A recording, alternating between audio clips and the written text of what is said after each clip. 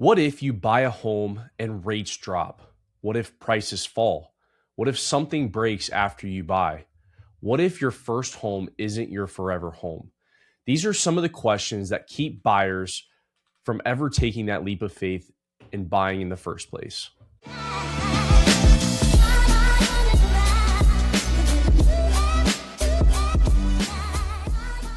What is going on, everybody? Welcome back to another episode of Closing the Deal. I am one of your hosts, and my name is Sam Enright, and sitting across from me is my co-host, Zach Dixon.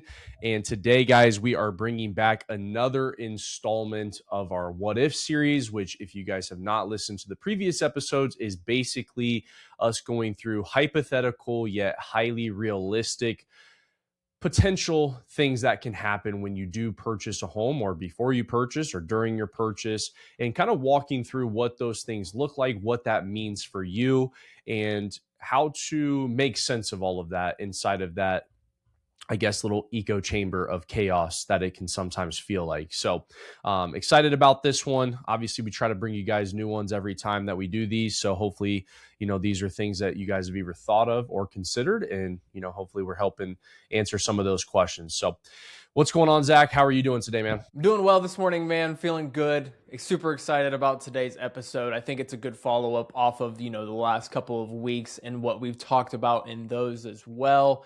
Especially when you get into the home buying process and into the in-contract process, your mind is just going a mile a minute. There are just so many scenarios, so many what if things that are going through your head at that point, ultimately trying to get yourself to the finish line.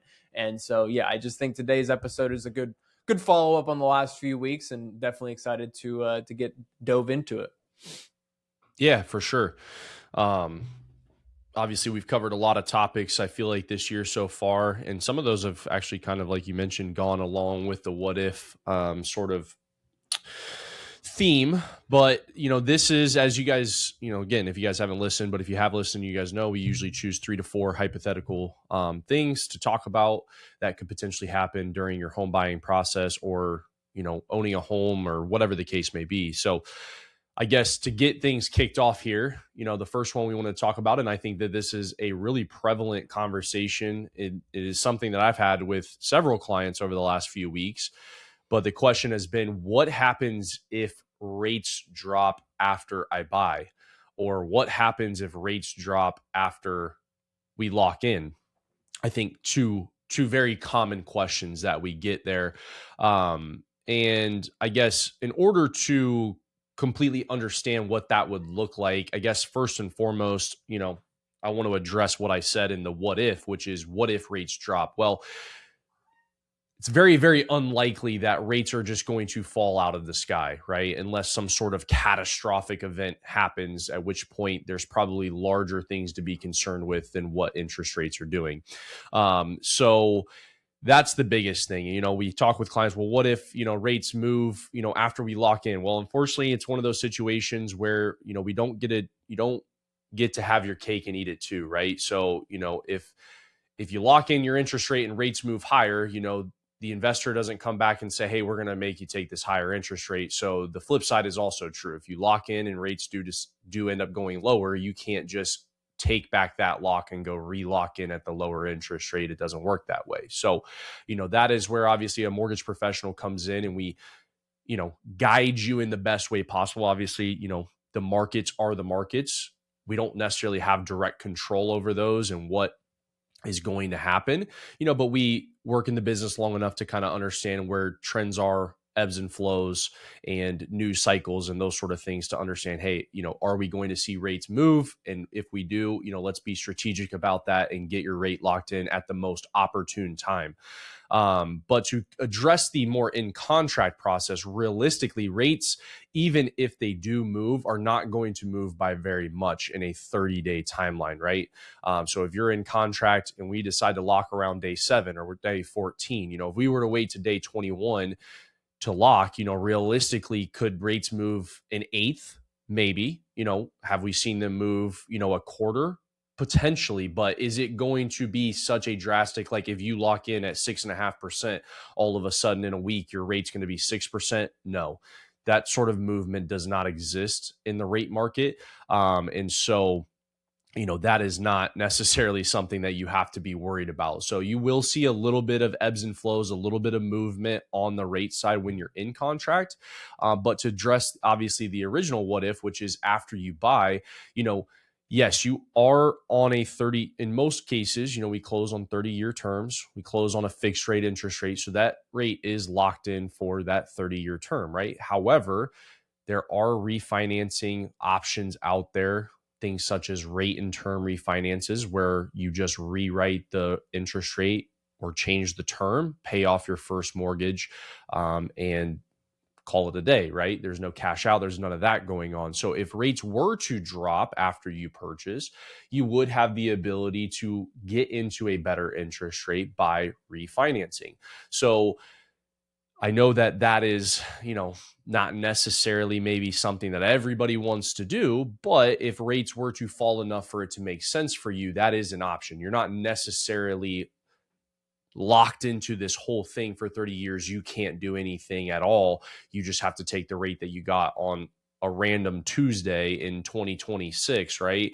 You have to keep that until 2056. That's not the case. So there are options post close, that you can unlock a different interest rate, depending on what your goals are. So, that's a question and topic that we have a lot of conversations with clients about, especially after they've closed 2, 3, 4 years ago. We have a lot of clients that closed in 2020, 2021. So, those people are just hanging in there, just holding on tight, because at that point they got in at 3%, 4% interest rates, and we haven't seen anything like that since. So, we have had the opportunity to refinance some clients that, we locked kind of where interest rates were at their peak in the high sevens, mid sevens, and get them into a lower interest rate, save them a couple $100 a month, 2, 3 years down the road when interest rates come back down into the sixes, which is where they're, currently at now. So, I say all that to say that if rates do drop after you buy, there are options. Don't necessarily stress that. Don't necessarily feel like, you missed the boat. You should have waited a year and a half for interest rates to come down to buy your house, because at this point in time, you already own the asset. So, you have the ability to go in and, maybe extrapolate out that lower interest rate. And that's not to take into account, if you were to say, well, I should have waited, what is appreciation done? What is the value of that home a year and a half later versus what it was when you actually purchased it, right? And even with a lower interest rate, that could still cost you the same amount of money, because the price of the property has gone up maybe $10, $15, $20,000 in that year and a half. So just something to consider there, when it comes to that. But that's not something to necessarily be overly concerned with, in my opinion. Rates fluctuate, they go up, they go down. And I can assure you, when rates get into a position where they drop, quote unquote drop, everybody in the country will know it. That is for sure. Yeah, great points there, brother. I think that really alleviated that what if fear, for home buyers, especially first time, when they get in there and they see that, 30-year commitment. That ultimately that is what it is, but there's ways to kind of, like you mentioned, get out of that or get around that to change the term and rate based on, things that are going on around you, market conditions. And like you mentioned, if rates do drop, people will know. It will be front page headlines. It will be, front page stories. Everybody will know at that point. And so you'll be able to make something shake in that aspect if that is the case, for sure. So great points there. I appreciate that what if, for sure. 100%, brother. So moving on into our next what if in today's episode, it's going to be what if prices drop. And the common fear really in this what if is what happens if my home value goes down in the first year or two after buying. And this is absolutely a valid concern, especially, like again, for first time home buyers, they don't want to make such a large financial purchase and then immediately see it go down in value. It is a valid concern, especially with any investment that you make in this lifetime. but especially so with something so large financially, like a buying a home is. But again, I think we've talked about it in previous episodes. We just have to kind of stay steadfast in the fact that, home values can fluctuate a little bit year over year. Typically, what we're going to see on an average annual basis is appreciation, not depreciation, but appreciation of 2 to 3% per year average. But again, that can change a little bit, just vary, year over year, every 2 years, every 3 years. It's ultimately going to average out to that 2 to 3% annually. And so they can move up and down in the short term, and it's not going to be as volatile as, maybe what the stock market is, seeing that go up 20% in a year and then back down 25% in the next year. It's not going to be that volatile in the real estate market, but they can move up and down in the short term being 1, 2, 3, 4 years all the way up to 5. But ultimately, I think that to alleviate this concern, and what I like to tell buyers when they're, getting started on this home buying journey, is it doesn't really matter, because ultimately when you're buying a property, this should be purchasing for, number one, your lifestyle and what is fitting your lifestyle at this point, and number two, kind of long-term ownership. We've talked about in previous episodes having the statistics back up that typically you're going to stay in the home or refinance within 5 to 7 years. In that 5 to 7 years, we feel a lot more confident that prices are going to appreciate more than what you bought it at, more than we are in the short term of 1 to 3 years. Typically you're going to see more appreciation when you stay in the property longer, and we feel more confident that we're going to see that appreciation when you stay in the property longer than if we, try to sell it in turnaround after a year of purchasing it. Never really know what's going to happen in a year, but I think we feel, again, a lot more confident in the mid to long term, 5, 7, 10, 15, 20 years, that you're going to have appreciation on the property and ultimately sell it for more than what you paid for it previously. And so again, all in all, short-term fluctuations really just matter less when you stay longer, because again, we have that confidence that in the longer term, we're going to see appreciation, versus in the short term, while we may see appreciation in the short term too, again, we just feel more confident that we're going to see it in the longer term as well.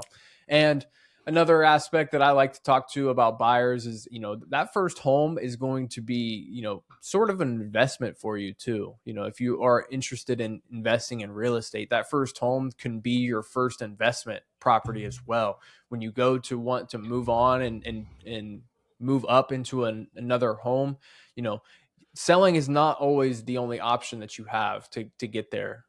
Again, you can keep that property and rent that out, and now you're holding on to that even longer than past just staying in it.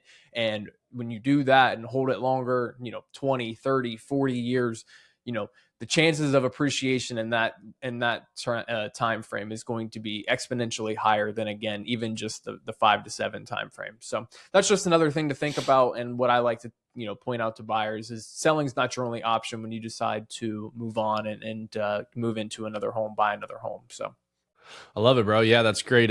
Great points there. And I know you kind of brought the stock market up in there, and obviously not nearly as volatile, right? As what the stock market is going to be, but I, you invest, I invest, we don't necessarily get caught up in the day to day of what is going on, right? We don't say, oh, well, the market's extremely down today, let me go pull all my funds, right? Because ultimately we go back and we lean on that.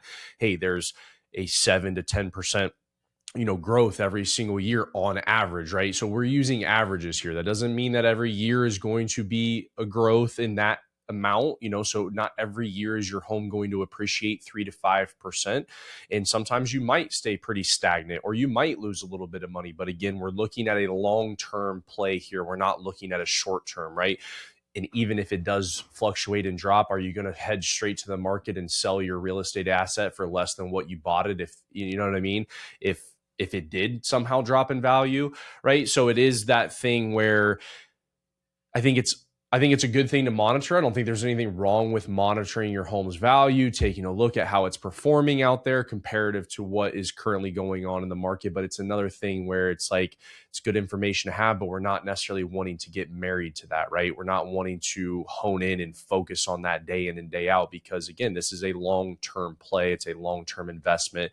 And we're going to trust the averages that have been going on for a very long time, long before, you probably ever even thought about buying a house, and trust those. And so, that's ultimately why we keep our money in the stock markets, why we, keep our assets where they're at, because ultimately we know over time, the average appreciation of those items is going to continue to go up. And I think you made a great point there, honestly. Like, those are not realized. You don't realize those gains or the losses until you actually physically go to sell. Like, they're just on paper. You know what I mean? It's not necessarily anything that's absolutely real until you do make that decision to make the sale. And so it's just ultimately all it is it's on paper. It's not realized until you do make that sale. Yeah, great points there. Obviously, all in with both, what happens if rate drops, what happens if home price drops. These are things that are definitely prevalent on people's minds, especially when you're talking about something that is as large of a purchase as real estate, and is something, that is as important as owning a home and investing your money into something. So, I guess maybe kind of doing a little bit more of a segue. Those are, obviously the theme of this is mostly, what is going to happen or what ifs post closing, right? After you own the home. So why don't you take us into our next what if, which is, what if something breaks down? What if something goes wrong with the house, after you have already signed your paperwork, after you've already maybe paid your first mortgage payment, and you now own this real estate asset, and maybe something that's on the inspection was not necessarily called out in the right way, or whatever the case may be, and something's gone wrong or breaks at the home. Yeah, absolutely. I mean, again, all of these things are valid. Let me just preface this, with all of these what ifs are valid concerns and valid thoughts that we should have, but ultimately there are solutions to the problem as well. There's always going to be solutions to any problem. But, I think what I like to tell buyers with this concern is, every home is going to have maintenance. You just need to kind of build that into your budget, build that into your mindset as a homeowner. You're going to have to do things to upkeep your home. It's just the nature of the beast. You know what I mean? Unless you defer all those things, and then your home becomes in pretty bad shape. But ultimately that's not the goal and what you want to do as a homeowner. So again, I think it's just kind of changing the mindset, reshifting the perspective a little bit when you're buying your home, and making sure that you are well aware and steadfast in the fact that you are absolutely going to have to do maintenance, whether it's, a week after closing, 6 months after closing, or 5 years down the road after closing. You're going to have to do some sort of maintenance, and at some point going to have big ticket items that you are going to have to replace. And that again is just nature of the beast, part of being a homeowner. And I think it is just a lot better handled when you accept that up front, and are well aware of that up front as a whole. And again, everybody, I'm always going to recommend as a home buyer to have inspections done, but they are not 100% foolproof. They're not going to, call everything out, every little thing, and give you a specific timeline on when this is going to go out. Again, things go out because they're not maintained properly, or because they've reached the end of their useful life. Those things, but the useful life can be reached a little bit earlier if they're not maintained properly. And again, if you are moving into your house and haven't replaced your furnace filter one time and you've lived there 3 years, that's going to reduce the life of your furnace. You know what I mean? Like, that is just something that you have to do as the homeowner. Typically, you're going to have a furnace, if you upkeep it, 25, 30 years. But again, that thing can go out 10, 15 if you're not upkeeping it properly and doing the things preventative maintenance wise that you need to be doing. And so, going back to the inspections, ultimately, they're not going to really be able to tell if the homeowners have been doing that preventative maintenance as they should. They're just taking what they see in that very time frame, and inspecting it in that moment. But again, it's just, you can't, while the inspection is very, very good knowledge, I'm never going to advised to not have it done. It's just not 100% foolproof. It's 99. You know what I mean? Not everything is going to be 100% foolproof, and be able to call out exact timelines and, show you exactly what's going to need to be done. It's just not, again, nature of the beast when buying the home. And so Yeah. I think it's just responsibility, making sure that you're well aware of that is your responsibility. Unlike renting, when you rent, it's so absolutely is a perk of renting. When you rent, you can call your landlord and have something fixed, and they're on the hook for that. And that's, again, nature of the beast. When people buy investment properties, when people buy properties as a whole, that is something that they are going in and knowing that they're going to have to do. And so, again, I just think it's a big reshift in mindset, reframe as a whole, in taking that responsibility. If you want to be a homeowner, these are the things that come along with it. Yeah, I mean, a lot of good points touched on there, and it just kind of speaks to the level of control that we just don't have necessarily in life. I know we like to think that we do, but some things are out of our control. I had a phone call with a client who we closed him back in March, and called him about 30 days post close just to check in with him, see how everything was going. And that was around the time I believe they had, we had a windstorm here in Ohio, and called him, and there was some damage to the roof, and he had owned the home for literally 30 days. He was already making a claim on his insurance because, Mother Nature came through and there was some damage to the roof. Like, there's going to be things that are even further than routine maintenance and that sort of stuff. There's going to be things that are outside of your control. You can't control Mother Nature. You can't control the fact that, you have 65, 70-mile-an-hour winds that come through and put damage on your roof, and I think the inspection is really good to mitigate risk. I don't necessarily understand clients. We've had clients, I can think of a really, really unfortunate situation where we had a client who waived their home inspections, and they had some major problems come up with the house like 30 days after purchasing, like major problems. But ultimately, you waive your inspection, you're waiving almost your right to that knowledge to have somebody get in there and look. An appraiser that is not what an appraiser does.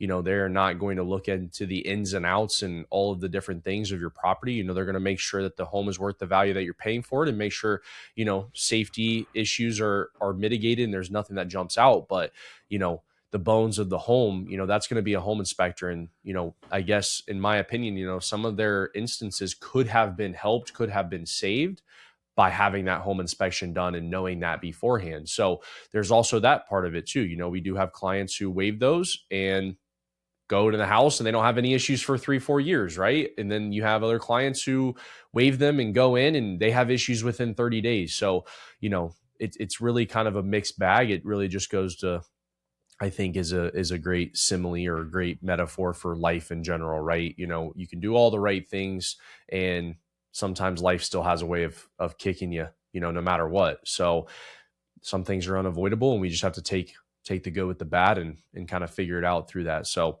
I don't think there's necessarily anything inside of there that should, deter someone from necessarily buying a home. But obviously you want to make sure that you do your due diligence and want to make sure that you cover yourself the best that you can. And it's obviously why we get insurance policies. It's why we get, you can negotiate home warranties in your contract, all kinds of different things, right? To, act as a level of protection for yourself, should something, go wrong in the home, when you are first in there.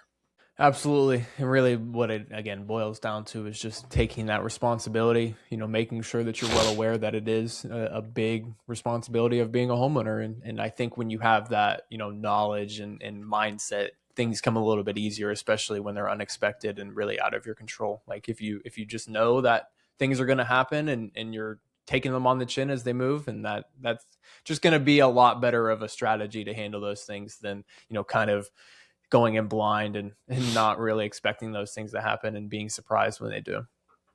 Yeah, for sure. For sure, man. And that kind of takes us into our last what if here. So, what if this isn't your forever home?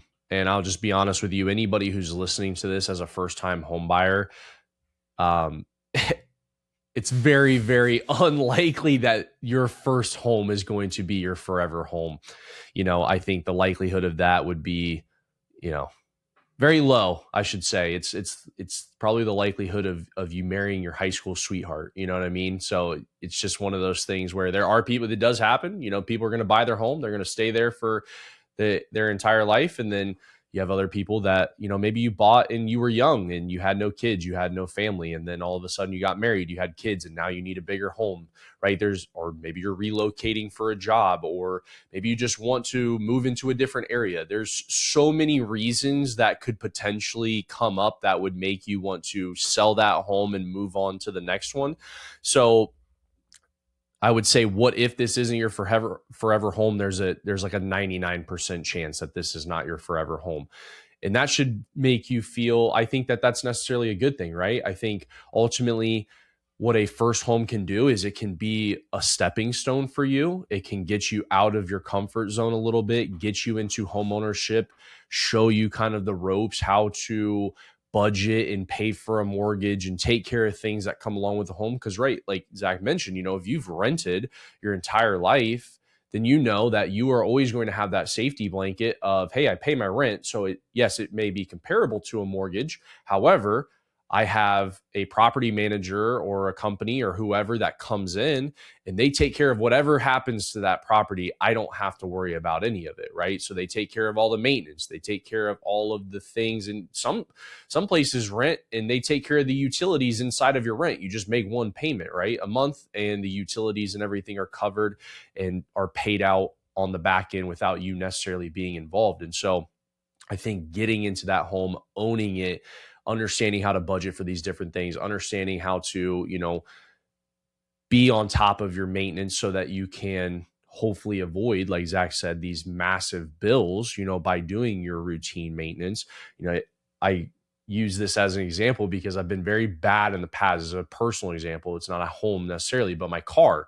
I blew up two cars before the car that I own right now. The very first one, I blew the head gasket on it because I would drive it around with no oil on it. I did not I did not do very good on my routine maintenance, and that car lasted about 6 months.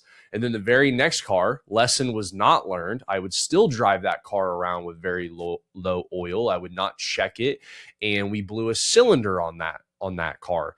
And so, you know, I look back on that, and now my car that I, you know, paid for, I've had it for 8 years. I am very, very on top of my routine maintenance on that car. Like, it's 5,000 miles oil change. It is every time it needs something, we put it in there. I do not hesitate. I do not think about it. And my car has been very good to me. I've had, you know, knock on wood, no major issues with that, but it was a lesson that had to be learned through, you know, my first two cars and me making dumb kid decisions at 16, 17, 18 years old and not caring. You know, it took me about four cars in to finally figure out, well, if I take care of it, it's going to take care of me.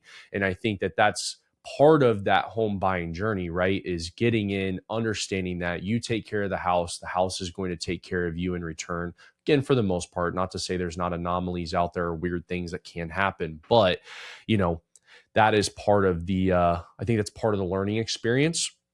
So it's a great stepping stone, and it goes to show you that, you know, I don't think your first home has to be perfect. I think you can get in there, understand what makes a house a home, what makes a house a home for you, get in, personalize it, do the different things that come along with that, build it, make it your own home, and then kind of have built that confidence up that when the time comes to move to the next one, you know, you're ready to go and you feel much differently about it than you probably did the very first time.